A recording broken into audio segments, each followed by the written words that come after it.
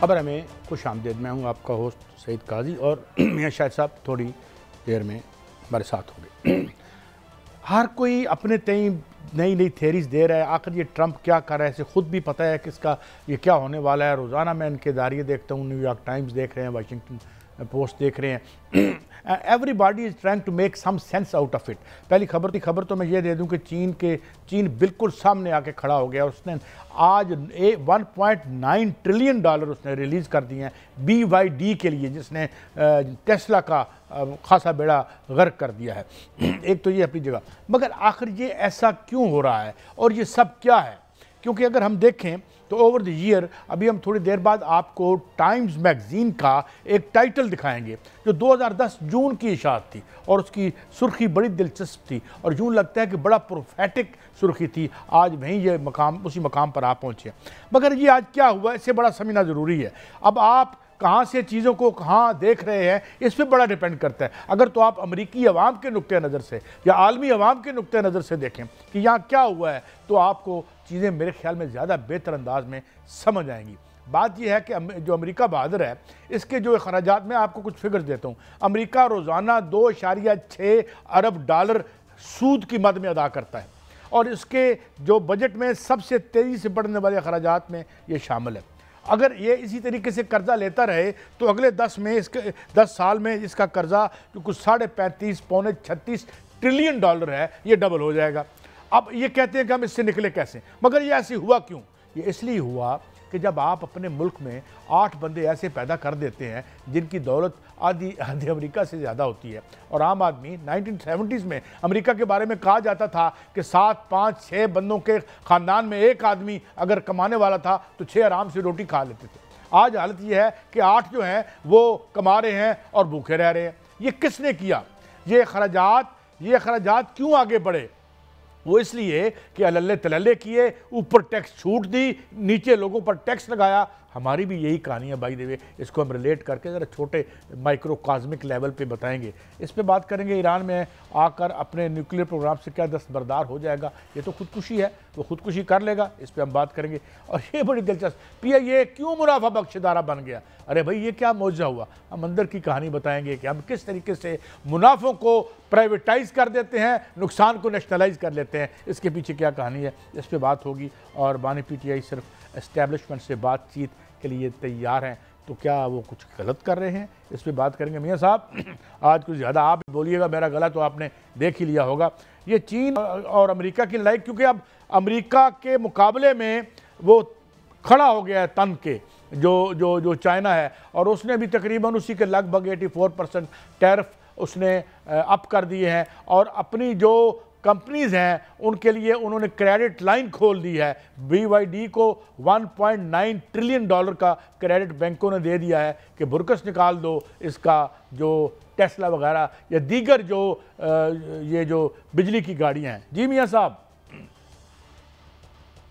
काजी साहब, आपको याद होगा जब ये तजारती जंग छेड़ने के लिए ट्रंप पर तोल रहे थे, तो उस वक्त चीन की जानिब से ये बयान आया था कि इसका फायदा किसी को नहीं होगा, इसका उल्टा नुकसान होगा और तजारती जंग ना छेड़ी जाए। लेकिन ट्रंप ने वो छेड़ दी और तमाम मुल्कों पर टैरिफ बढ़ा दिया, चीन पर भी बढ़ा दिया, पाकिस्तान पर भी 29% लगा दिया, जिसका पाकिस्तान को 70 करोड़ डॉलर का नुकसान होने का खदशा है। लेकिन इस हवाले से एक हिकमत अमली तैयार की गई है, उस पर बात जो है मैं बाद में करूंगा। लेकिन जो चीन है उसमें और अमेरिका एक दूसरे पर वार कर रहे हैं। पहले अमेरिका ने वार किया, फिर चीन ने जो है जवाबी वार किया, और फिर अमेरिका ने किया, फिर आज चीन ने जो है 84% टैरिफ लगा दिया है। अमेरिका ने जो टैरिफ लगाया है वो चंद मसनूआत पर लगाया है, लेकिन चीन ने जो है वो आगे बढ़कर तमाम मसनूआत पर, जो अमेरिकन मसनूआत हैं उन पर 84% टैरिफ लगा दिया है, जिससे चीनी जो अमरीकी जो दरामदात हैं उनमें भी कमी आएगी, और इसके अलावा जो अमेरिका का रेवेन्यू है उसमें भी कमी आएगी।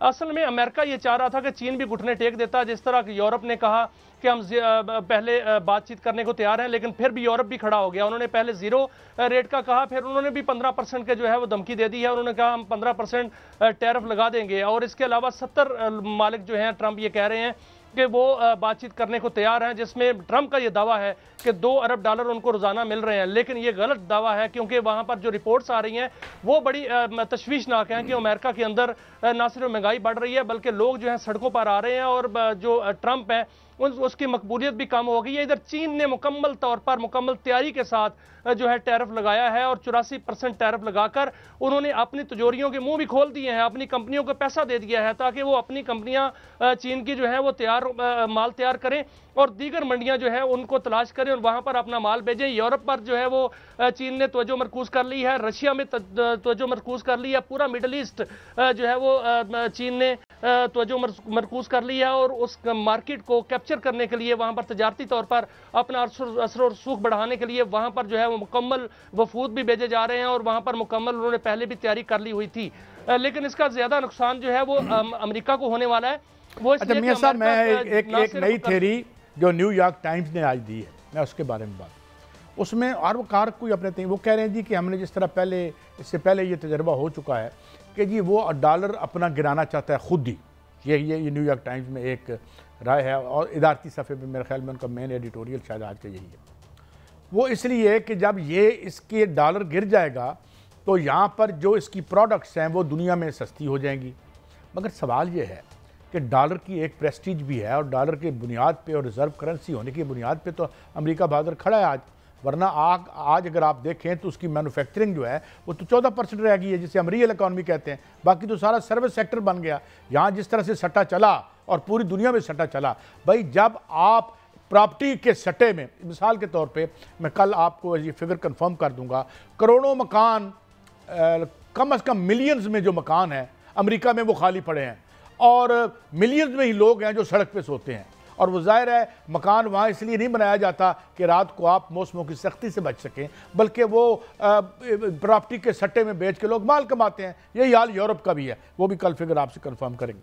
अब बात ये है कि अमेरिका बहादुर जो है वो अगर ये एक ऐसा जुआ खेल रहा है कि जिसका जो एंड गेम का किसी को पता नहीं है। मगर एक बात है मियाँ साहब, ये जिस तरह फॉल ऑफ रोमन एम्पायर हुई थी या जिस तरह खिलाफत उस्मानिया टूटी थी, अब मुझे तो ये लगता है कि ये अमेरिका बहादुर की डाइंग किक्स हैं।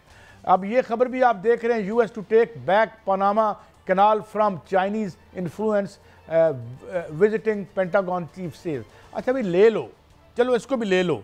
सवाल ये है मियाँ साहब कि अगर बुनियादी जो असूल है, जो मैशत का एक आम तालिब इल्म मेरी जैसा भी जानता है कि सप्लाई साइड तो आसमान पे पहुंच गई, डिमांड बैठ गई। इसका मतलब क्या कि भाई जो सप्लाई साइड है, जो बनाने वाला है, जो मैन्युफैक्चरर है, उसको तो आपने टैक्स छूट भी दे दी, और जिसने खरीदना है, अब आपने क्या किया?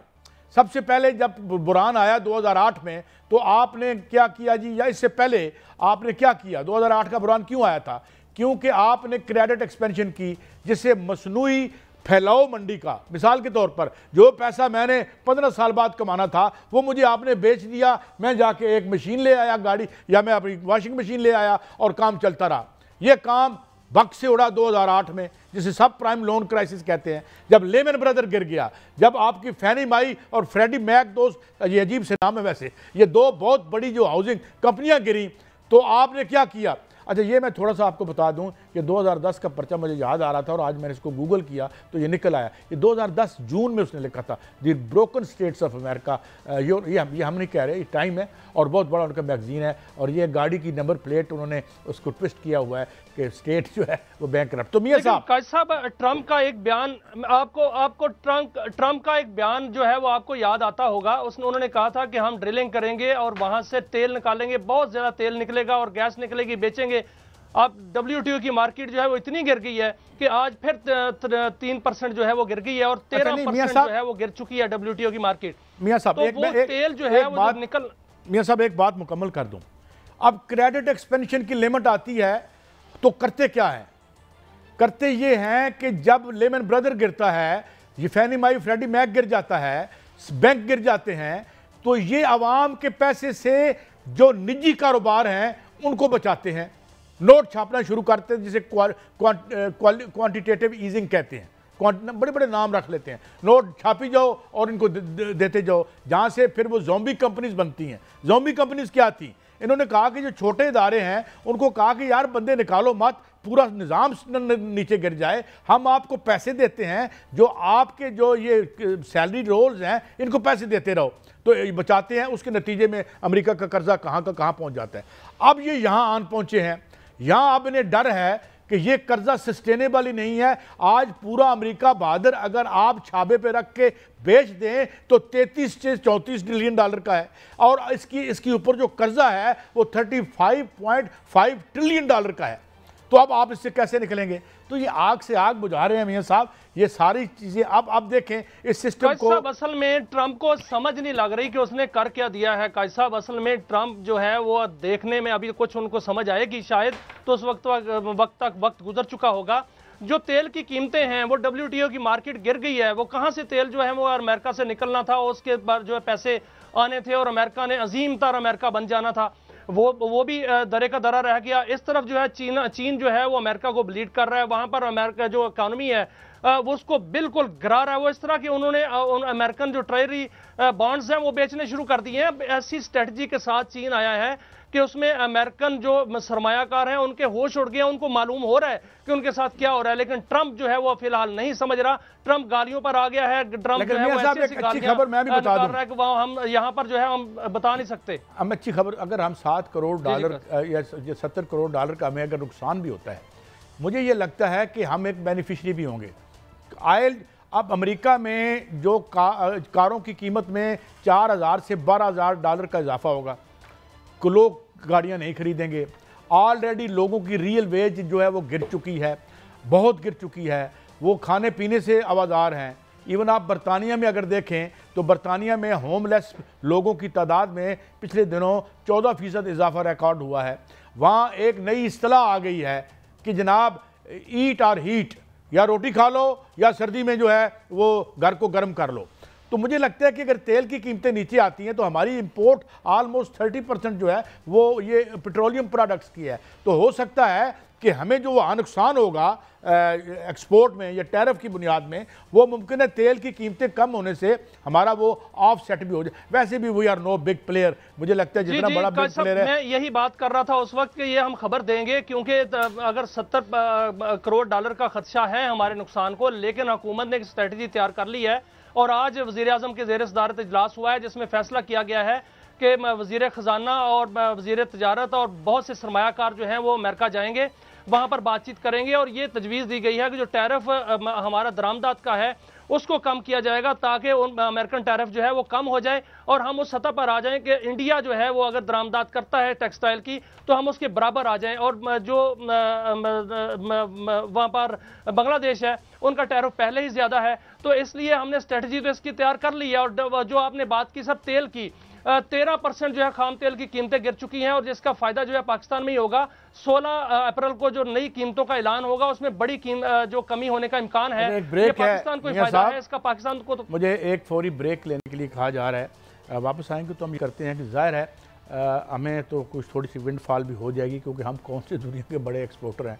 वियतनाम शेतनाम और पर लोग जो हैं वो बेचारे बड़े परेशान हैं, जिनकी 123 बिलियन डॉलर की एक्सपोर्ट है। बहरहाल बात करते हैं कि कहानी कहाँ जाएगी, मगर दिलचस्प कहानी है, दुनिया तेज़ी से बदल रही है। हमारे सामने रिपोर्ट करते रहेंगे, हमारे साथ रहिए।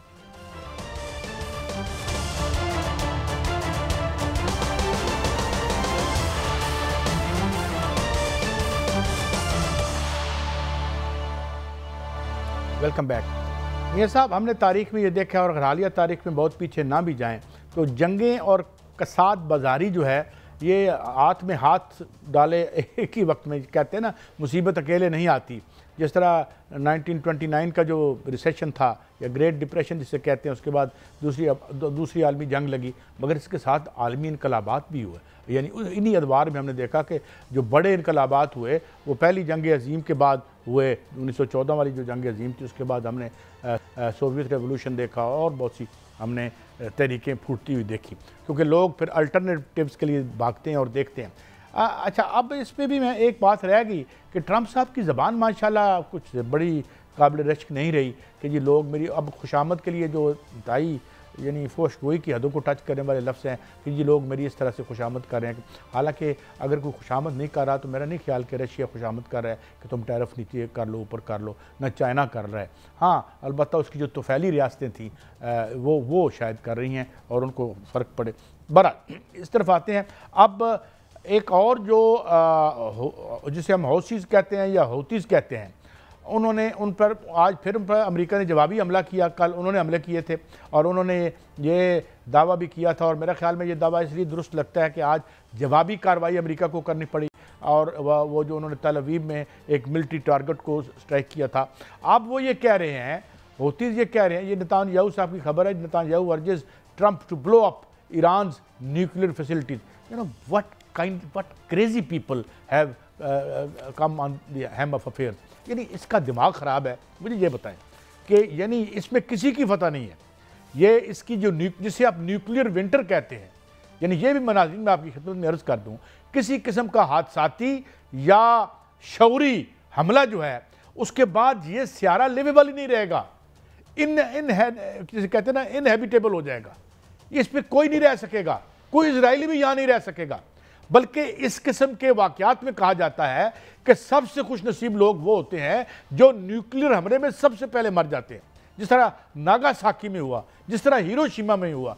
अनफॉर्चुनेटली आई हैव टू से द लकीएस्ट पीपल वो थे जो इस पहले हमले और पहले धमाके में मारे गए थे।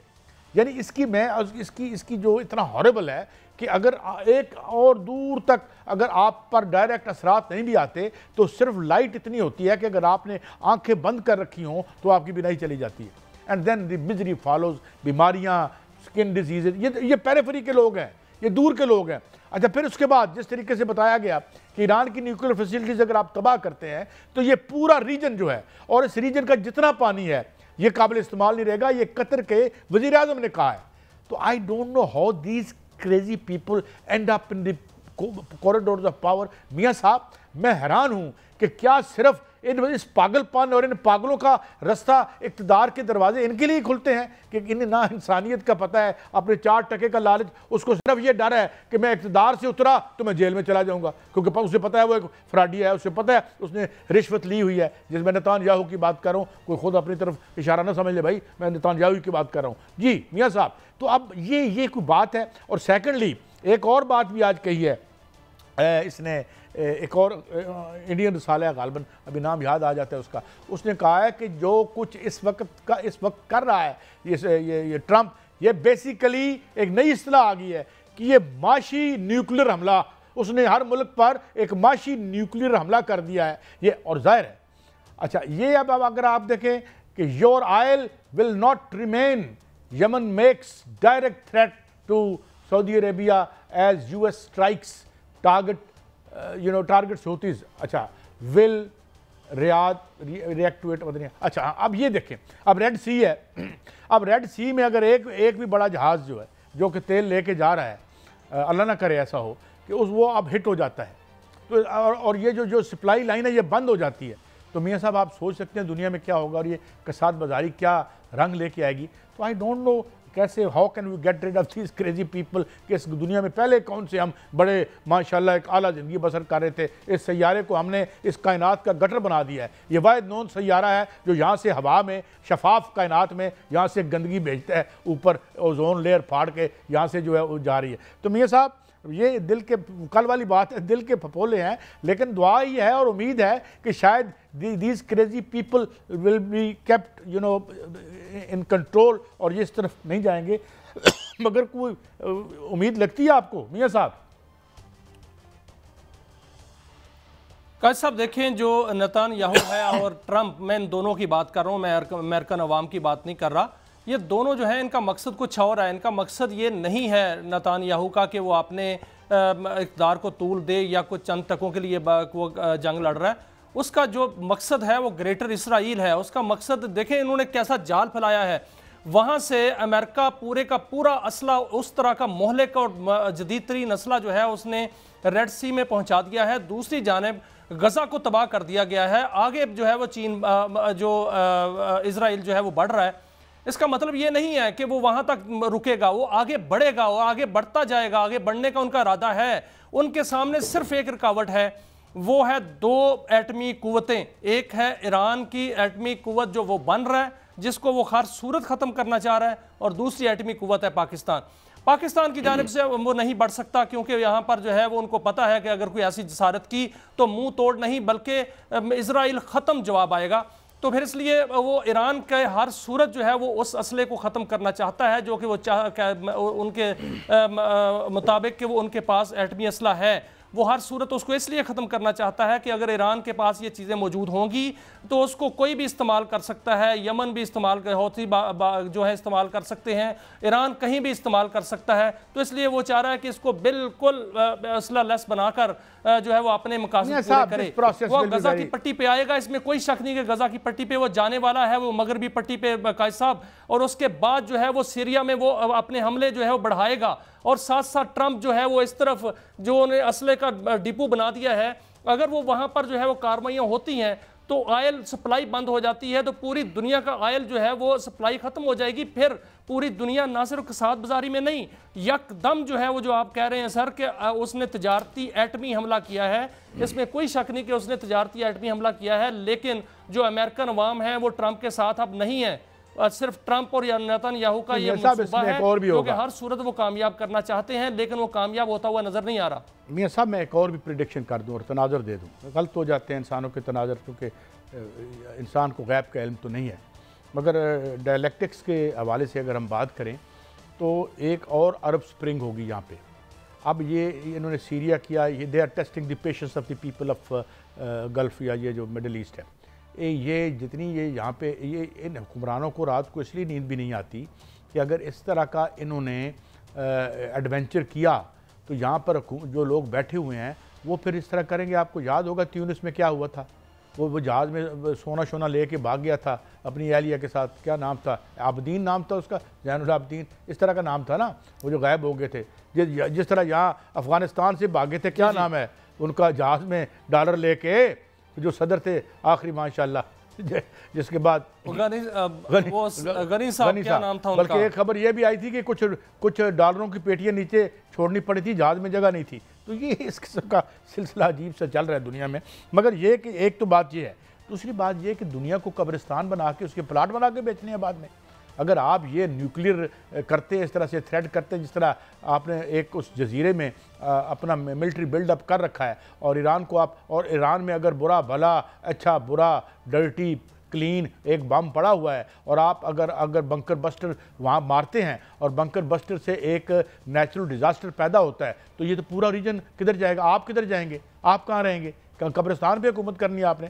तो मैं ये समझता हूँ कि I think these people have abdicated the right to rule since long. These people have abdicated the right to rule. इस खूबसूरत सैयारे का इन्होंने क्या हशर कर दिया, और रोज जो है स्पिक एंड स्पैन टाइयां पहन के बंदे मार के आगे बैठ जाते हैं। अमेरिका और नेतन्याहू है वो तो हमले के लिए ट्रंप को उकसा रहा है। दूसरी जानब ईरान की जानिब से ये कहा जा रहा है कि बराबरी की सतह पर बातचीत करने को तैयार है। मॉस्को ने भी कह दिया कि हमला बिल्कुल ना किया जाए। आप क्या समझते हैं कि ईरान जो है वो क्या बातचीत करेगा, और वो अमेरिका की वो बात जो अमेरिका कह रहा है वो बात मान लेगा, क्या इस पर समझौता कर लेगा कि अपने न्यूक्लियर एसेट्स जो हैं उनको बिल्कुल न्यूट्रलाइज कर लेगा? मियाँ साहब, मैं एक आपको बहुत मशहूर कोटेशन एक बड़े अजीम इंसान की सुनो अमेरिका के बारे में, जो उसने बहुत पहले पिछली सेंचुरी के आगाज़ में याद कही थी। उसने कहा था कि America is a monster with a feet of clay. ये एक ऐसा मॉन्स्टर है कि जिसके जो पाँव हैं वो मट्टी के बने हुए हैं। तो इसलिए मेरे ख्याल में इन्होंने ख़ुद भी इनको इस एडवेंचर से बाज आना चाहिए और कोई दरमियानी रास्ता निकालना चाहिए। हमें भी को भी ब्रेक के बाद हाज़िर होते हैं। कुछ और ख़बरें हैं, फिर ये मुनाफा बख्श इदारा कैसे बन गया, यह भी बड़ी एक अच्छी मज़ाहिया बात है। ब्रेक के बाद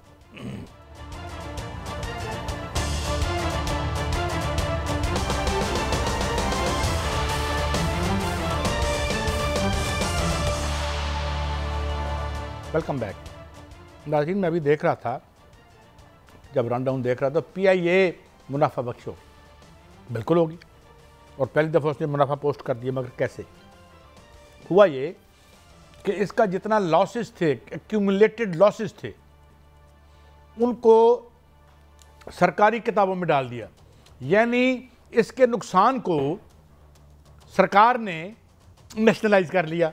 वैसे तो नेशनलाइज का सुन के ना हमें बड़ी तकलीफ होती है, मगर जब हम वतन अजीज़ की रियासती इदारों का नुकसान नेशनलाइज करके उसके प्रॉफिट को प्राइवेटाइज करते हैं तो इसमें फिर हमें बड़ी हिकमत नज़र आती है।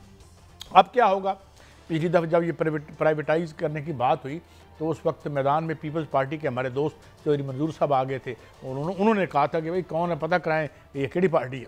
अच्छा, अब क्या है, इसके जहाज़ों की तो जो हालत है हमारे सामने है। मैंने लास्ट टाइम जब मैं ट्रैवल कर रहा था तो एक बहुत आला उनकी पायलट थी, बड़ी अच्छा जहाज़ उन्होंने उड़ाया, मैंने तारीफ़ भी की उनकी, बल्कि लिखा भी, और उनका जवाब भी आया इनकी PIA की तरफ से 1 बजे। मगर सीटें खैर से टूटी हुई थी, मगर जहाज़ उन्होंने खूब उड़ाया। मैं ये अर्ज़ कर रहा हूँ कि अब इसकी अरबों रुपए, डॉलर की कह लें, इसकी प्रॉपर्टीज़ हैं। लाहौर की जो इसकी प्रॉपर्टीज़ हैं वो आप देख लें कहाँ पे हैं और कितनी प्रॉपर्टीज़ हैं।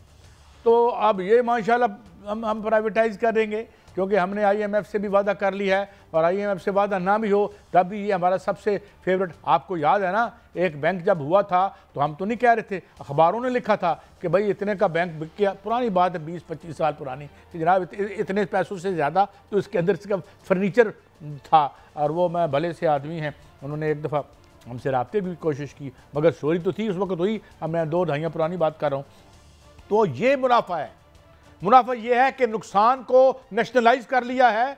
अब हम इसको एक मोटी अच्छी बोटी समझ के, गोल बोटी जिस तरह नज़र होती है ना भूखे इंसान की, तो जी मियाँ साहब, तो यही है ना। मैं गलत तो नहीं कह रहा इसके मुनाफे। और ये वो एयरलाइन है जिसने दुनिया को बताया जहाज़ क्या होते हैं। मगर और जिस तरह से PTC के साथ हुआ मियाँ साहब, इस रीजन में हमने लोगों को बताया टेलीफोन किस बला का नाम है, हमने कितना प्रॉफिट पोस्ट किया था।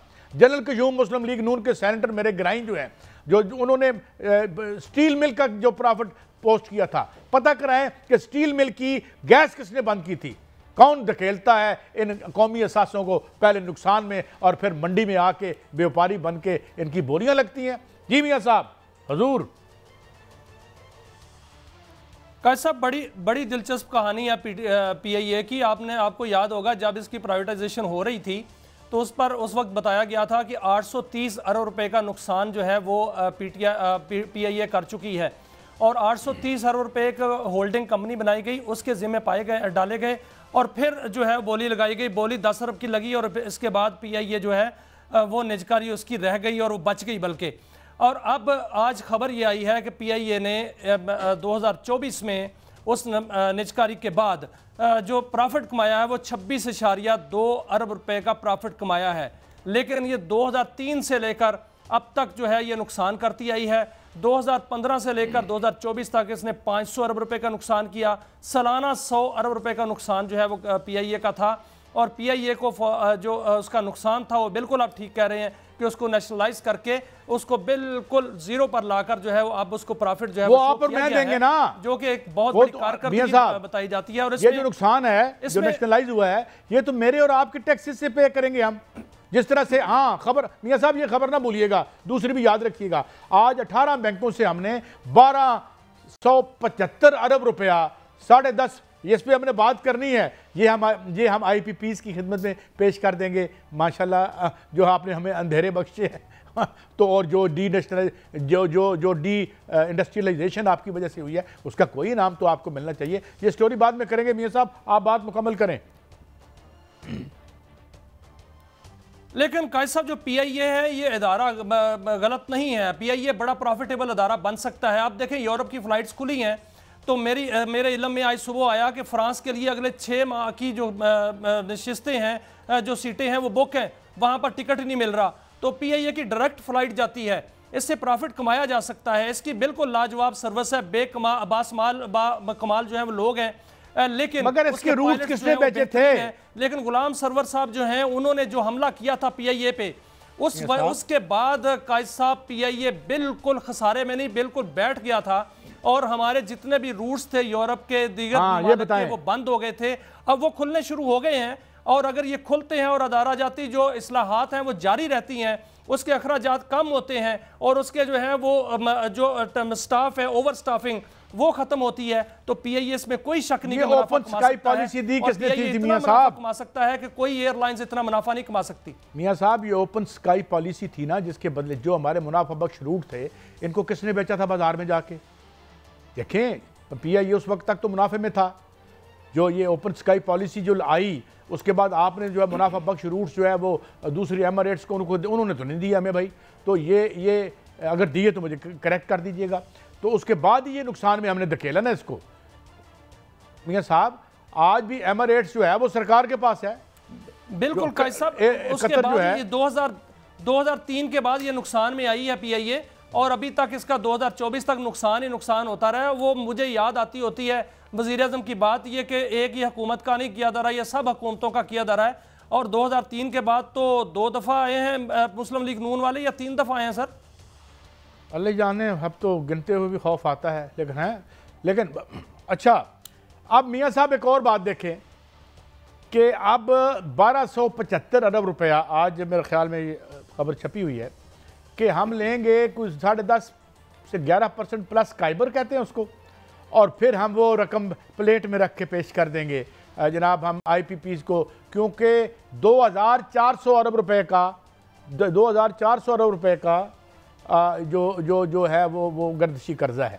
और ये क्यों है ये आपको भी पता है और हमको भी पता है, क्योंकि हम जो है वो बिजली खरीदे ना खरीदें, बिजली बने ना बने, हमने उसके पैसे देने हैं, और उसके बदले में जो हुआ तो ये हम पैसे उनको दे देंगे मियां साहब इनाम के तौर पर। तो ये सारी अच्छी खबरें हैं मियां साहब, तो ये इस पर भी ज़रा बता दीजिए कि ये कुछ भी नहीं हुआ मियां साहब। दो चार अच्छा ये अब 8 बिलियन समझने वाली बात है और बड़ी दिलचस्प बात है, और बड़ी 8 बिलियन और मांग रही है। बात भी है कि जो सर्कुलर डेट है मियां साहब, जो सर्कुलर डेट है जिसको गर्दिशी कर्जा कहते हैं, मैं एक खबर दे दूं कि इलेक्ट्रिक जो है वो राइट ऑफ 78 बिलियन का मांग रहा है। अनदर रुपीज, यानी के right of reach rupees 76 billion जो हम दे चुके हैं, अनदर रुपीज 8 बिलियन शॉर्ट। इनके बारे में हमारे वजीर बराए पानी और बिजली ने एक बहुत ही इंटरव्यू भी दिया था। ख्वाजा आसिफ साहब बड़े भले आदमी हैं, और जब मैं वही बात दोहराता हूँ कि वो कहते हैं ये बिजली तो नहीं बन रही, ये तो डे लाइट रॉबरी है, and we were presiding over that. Anyway, ये बात मुकम्मल करें। लेकिन कायद साहब, ये राइट ऑफ पता क्या कौन सी रकम होती है सर? राइट ऑफ वो रकम होती है जो डिफॉल्टर्स नहीं देते, और वो के इलेक्ट्रिक ने कहा है कि हमें दें, हम जो है वो उसका टैरिफ बढ़ा दें और हम जो है सार्फिन से वसूल कर लें। जो सर्कुलर डेट की कहानी है वो बड़ी अजीब सी कहानी है कायद साहब, वो मेरा और आपका नहीं है। वो सर्कुलर डेट पैदा किया हुआ है तकसीम कार कंपनियों का। सर्कुलर डेट जो है वो इस वक्त 2531 अरब रुपए का है, और हुकूमत ने इसको कर्ज लेकर इसको अदा कर ख़त्म करने का जो है वो बेड़ा उठा लिया है, और इस वक्त 4131 अरब रुपए का टोटल सर्कुलर डेट है, जिसमें गैस और तेल का सर्कुलर डेट भी शामिल है। और इससे 3 रुपये 23 पैसे तक 6 साल के लिए सार्फिन को जो है वो सरचार्जेस अदा करने पड़ेंगे, क्योंकि 1275 अरब रुपए का जो सर्कुलर डेट के लिए कर्जा लेना है बैंकों से, उसको उतारना भी तो है। और जो कमर्शियल बैंक हैं उन्होंने हुकूमत को एक शेड्यूल दे दिया, उन्होंने कहा है कि 3 रुपये 23 पैसे फी यूनिट 6 साल के लिए सार्फिन पर एक सरचार्ज लगाया जाए, और वो बिजली की कीमतों से बिलों में वसूल किया जाए, ताकि उनका कर्जा साथ साथ उतरता जाए। कायद साहब, आपको याद होगा मुस्लिम लीग नून की हुकूमत थी 2013 के बाद, तो उन्होंने सारा सर्कुलर डेट उतार दिया था, जीरो कर दिया था, और उसके बाद जब मुस्लिम लीग नून की हुकूमत गई तो पीटीआई की हुकूमत आई तो 1600 वो जो सागदार साहब ने दिया था, और उसके बाद सर्कुलर डेट साहब उस पे भी बड़े सवालिया निशान उठे थे। हो गया, आज भी 2500 अरब रुपए का है। नहीं, जो आते ही सागदार साहब ने दिया बिल्कुल उठे थे, बिल्कुल उठे थे। कल स्टोरी करके लाएंगे ये। और आपको पता है इरफान अली साहब जो थे, इरफान अली जो सेक्रेटरी एनर्जी थे, जिनसे फिर बाद में जिनको हटा दिया गया था, जिन्होंने कहा था कि भाई मैं ये पेमेंट नहीं समझता कि मैं करूं, बड़े अपराइट आदमी थे। मैंने इसी प्लेटफॉर्म से स्टोरी की थी। जी, बात मुकम्मल करें मियां साहब। जी कैसा मैं बता रहा था कि जो पावर सेक्टर है इसका सर्कुलर डेट बढ़ता कैसे है। सर्कुलर डेट इस तरह बढ़ा कि जो तकसीम कार कंपनियां हैं उन्होंने अभी तक डिफॉल्टर से 2530 अरब रुपए लेने हैं, वो नहीं दे सकी, अपनी पेमेंट्स नहीं दे सकी। 877 अरब रुपए के ऐसे डिफॉल्टर्स हैं जो पैसे नहीं दे रहे, और पैसे देने वालों में वफाकी हुकूमत भी शामिल है, सूबाई हुकूमतें भी शामिल हैं, AJK भी शामिल है, वफाकी हुकूमत के इदारे भी शामिल हैं जो बिल नहीं देते। और मेरा और आपका जो बिल है वो तो अगले महीने में मीटर काट देते हैं, लेकिन उनका मीटर नहीं कटता। 13 साल से डिफॉल्टर्स इस वक्त मौजूद हैं। PSO का जो सर्कुलर डेट है वो 700 अरब रुपए से बढ़ चुका है, लेटर ऑफ क्रेडिट के पाले पड़े हुए हैं। इसलिए ये सर्कुलर डेट जो है वो खत्म करने के लिए हुकूमत कर्जे पे जा रही है। एक क्विक ब्रेक से वापस आते हैं। तो ये जो एक इंटरनल भी तो रैंगलिंग हो रही है ना हमारे यहाँ, देखें ना इश्यूज़ हमारे कितने बड़े हैं और माशाल्लाह सियासत कहाँ खेल रही है, इस पर भी बात करेंगे। बहरहाल ये भी अहम है, इस पर बात होगी एक ब्रेक के बाद।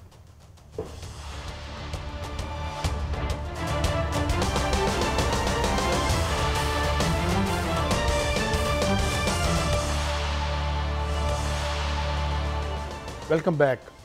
मियां साहब, as if security and economic issues were not enough, अब हम ये अपनी सियासत को भी हम इस मकाम पे देख रहे हैं कि कोई एक स्टेल मेट है और इससे बात आगे इनसे कहीं बढ़ नहीं रही और कोई विलिंगनेस भी कहीं से नज़र नहीं आती। बिल्कुल जो मुतारब सियासी कुव्वतें हैं, सियासी कहेंगे अब हम सबको, वो कोई एक दरमियानी रास्ता में जाने को तैयार नहीं है। और मेरी जो अंडरस्टैंडिंग है वो ये है कि गवर्नमेंट भी जो है उसकी बिल्कुल कोई ख्वाहिश नहीं है कि खान साहब जो है उनको कोई रास्ता दिया जाए। तो दूसरी तरफ वो भी जो हैं वो समझते हैं कि उन्होंने भी शायद अब सोचा है कि भाई वो भी आखिर तक लेके जाएंगे। ये तसव्वुर दुरुस्त है मियां साहब? हाँ, वाइल आई कंसीड कि बाहर रेंगलिंग हो रही है, मुझे बिल्कुल वो बेईमानी लगती है। अभी मैं एक और किसी के प्रोग्राम में उन्होंने रिक्वेस्ट की थी तो मैं यही कह रहा था, ये हार्डली मैटर, वो तो मैटर करते नहीं है। मेरा मतलब ये है कि किसी को भी हटा दें, वो किसी को भी इस वक्त जिस कैफियत में वो हैं, और हुकूमत जिस तरीके से अपने इकदाम से हर रोज़ कोई 2, 4, 6 इंच उनका कद बढ़ा रही है, तो कोई है कोई बेटर सेंस प्रिवेल करती नज़र आती है मियां साहब आपको? देखिए कायद साहब, हुकूमत तो नहीं चाहेगी कि बानी PTI बाहर आएँ, और इस्टेब्लिशमेंट जो है वो कह रही है कि सियासी क़यादत से ही मुज़ाकरात किए जाएँ। लेकिन एक जो बड़ी दिलचस्प बात भी है और PTI बानी PTI के लिए तशवीशनाक बात भी है कि जो PTI की मौजूदा क़यादत है वो भी नहीं चाहती कि बानी PTI जो है बाहर आएँ। कल जो कुछ हुआ उससे बाकायदा तौर पर नज़र आया कि इस वक्त जो मौजूदा क़यादत है वो इक़्तिदार की लड़ाई लड़ रही है, अपनी पार्टी के अंदर का इक़्तिदार, वो अपना हर दूसरे को जो है वो हराना चाहती है। आज सारा दिन आपने देखा कि एक दूसरे पर इल्ज़ामात लगते रहे। कल एक मैं दिलचस्प कहानी आपको तो चंद अल्फाज में सुनाता हूँ कायद साहब, ज़राए की ज़बानी के KPK हाउस में एक प्रेस कॉन्फ्रेंस हुई थी। उससे पहले क्या हुआ था? उससे पहले जो वहाँ पर बानी PTI की बहनों को वहाँ पर छोड़ के आ गए थे यहाँ पर KPK हाउस में, वहाँ पर अडयाला जेल के सामने, उन्होंने आकर जो है वो एक दूसरे को बताया कि वो कैसे आए हैं। किसी ने बताया कि वो चक्री के रास्ते आए हैं, किसी ने बताया कि वो रुवात के रास्ते आए हैं, किसी ने बताया कि वो अंदर के रास्तों से निकले हैं। और जब सलमान अकरम राजा वहाँ पहुँचे तो उन्होंने आते ही गौहर अली खान पर जो है वो लफ्जी गोलाबारी शुरू कर दी। और उन्होंने कहा कि आप कैसे अंदर जाके बानी PTI से मिले हैं, आप मेरी लिस्ट में तो आपका नाम ही नहीं था, मुझे उन्होंने जाने नहीं दिया, आपको आपने जाने दिया है, ये क्या हो रहा है? ये उन्होंने इतना उनका दरमियान गुस्से की वो गोलाबारी हुई और एक दूसरे के दरमियान इतनी कशीदगी थी कि बिल्कुल वो नज़दीक आ गए और हाथापाई के करीब थे कि शिबली फराज ने और उमर अयूब ने वहाँ पर जाकर जो है उनकी बीच बचाव कराया। और फिर उसके बाद प्रेस कॉन्फ्रेंस हुई। यहाँ तो वहाँ तो ये हो रहा था, और वहाँ पर ये भी मैंने ज़राए ने देखा है और मुझे बताया उन्होंने कि वहाँ पर बहुत से ऐसे रहनुमा थे जो बिल्कुल लाताल्लुक एक साइड पे खड़े थे और सारा तमाशा देख रहे थे। जिस जमात में इस तरह की काम हो रहे हों, वहाँ पर उनका लीडर जो है वो उसकी रिहाई के लिए संजीदा कोशिशें तो नहीं हो सकती। आज गौहर अली खान जो है वो भी, उन्होंने भी ये कहा कि कुछ लोग नहीं चाहते मुज़ाकरात हों, और सलमान अकरम राजा साहब ने एक और लिस्ट आज दी है, कल भी मुलाकातों का दिन है। कल देखना यह है कि देखते हैं मुलाकात किसकी होती है। बहरहाल आपस की लड़ाई जो है तहरीक इंसाफ की, ये वो हालात पैदा नहीं होने दे रही कि बानी PTI के लिए बातचीत का रास्ता निकले। बानी PTI चाहते हैं कि बातचीत का रास्ता निकले, उन्होंने मुख्तलिफ रहनुमाओं का कहा है। मियां साहब दूसरी तरफ आते हैं, एक बात तो किसी की कोई अहमियत है, वन मैन शो है PTI, बिल्कुल वन मैन शो है। ये जब अल्लाह ताला सबको सेहत ज़िंदगी दे, जब तक खान साहब हैं वो उनका। अच्छा, इधर मुस्लिम लीग नून भी कोई मुतहरक होती नज़र आती है, मियाँ साहब भी कुछ मुतहरक हो रहे हैं, उधर भी कोई है? उधर तो वैसे हलचल की ज़रूरत नहीं है, रावी चैन लिख रहा है, वाक ओवर मिला हुआ है, मौजां लगी हुई हैं, और कोई बात वैसे भी वो जो फजूल सी बहस होती थी 47 45 की वो भी ख़त्म हो गई है, लेजिटिमेसी का भी कोई नहीं रहा। जिस तरह मैंने अर्ज़ किया था कि अब तो वतन अजीज़ में जो आपकी फोर्जरी है उसको वैसी क्रिएटिव राइटिंग बना देना चाहिए, तो ये सारे तो अमल हो चुके हैं। तो उधर कुछ हो रहा है या रावी चैन लिख रहा है उधर? लेकिन कायद साहब, कल वज़ीर आज़म तो जा रहे हैं बैरून मुल्क दौरे पे बेलारूस, और उनके साथ वज़ीर आला भी जा रही हैं, और वहाँ पर ट्रैक्टर्स की जो है वो खेप, एक बहुत बड़ा खेप जो है उनके लिए कोई मुआहदा होने जा रहा है। और उससे पहले वहाँ पर सेक्रेटरी गए थे और ब्यूरोक्रेट्स ने जाकर वहाँ पर काम किया है। लेकिन जहाँ तक मियाँ नवाज शरीफ का ताल्लुक़ है, तो वहाँ पर आज जो मुलाकात हुई है लाहौर में, एक बड़ा मोहम्मद मालिक साहब, अब्दुल मालिक साहब जो गए हैं, तो उन्होंने उनको मनाया है कि वो बलूचिस्तान का दौरा करें। लेकिन मियाँ साहब भी तो बाहर जा रहे हैं कायद साहब, तो मेरा ख्याल है कि वो वहाँ से आने के बाद ही बलूचिस्तान का दौरा करेंगे। लेकिन बलूचिस्तान के हालात जो हैं वो इस का मुतहम्मल नहीं हो सकते कि उसको मज़ीद जो है वो डिले किया जाए, क्योंकि वहाँ पर एक धरना भी है, और सादिक संजरानी ने तो अपनी तई बड़ी कोशिश कर ली है। अब्दुल मालिक साहब जो हैं उन्होंने कोई ख़ास पैगाम ज़रूर दिया है मियाँ नवाज शरीफ को, और मियाँ नवाज शरीफ ने हामी भरी है कि वो अख्तर मैंगल साहब से बात करेंगे और ये मामला जो है वो वहाँ पर अपना किरदार अदा करेंगे। लेकिन साथ साथ मियाँ नवाज शरीफ जो है वो उन्होंने सियासत में भी आने का बाकायदा अमली तौर पर किरदार अदा करने का फैसला कर लिया है। एक दफ्तर है उसमें भी बैठेंगे, और बहुत से मामलात ऐसे थे जो देखे ना, वैसे तो बात नहीं हो पा रहे थे। पंजाब की माशाल्लाह वो पंजाब की गवर्नेंस को दुरुस्त करने के लिए भी मरियम साहबा जो है, मैं समझता हूँ ये इस तकल्लुफ़ की ज़रूरत नहीं है, और ये जो किरदार ही अदा हुआ है, तो आज हम इस यानी मकाम में आओ फ़ान तक पहुँचे हैं, ये किरदार ही तो अदा होता रहा है। लेकिन इसलिए, मगर फिर देखें, चलें, हमें अच्छे की तवक्को मियाँ साहब करनी चाहिए। ख्याल है कि अब प्रोग्राम का वक्त ख़त्म हुआ। नाज़रीन, दिलचस्प है, मगर एक बात ज़रूर है, एक हलचल है, तो जब हलचल हो तो कोई ना कोई अच्छे पॉजिटिव रास्ते भी निकलते हैं, और कम से कम एक लल तो टूटा, ये लल टूटेगा तो कोई बात आगे बढ़ेगी। कल मिलेंगे, इजाज़त, अल्लाह हाफ़िज़।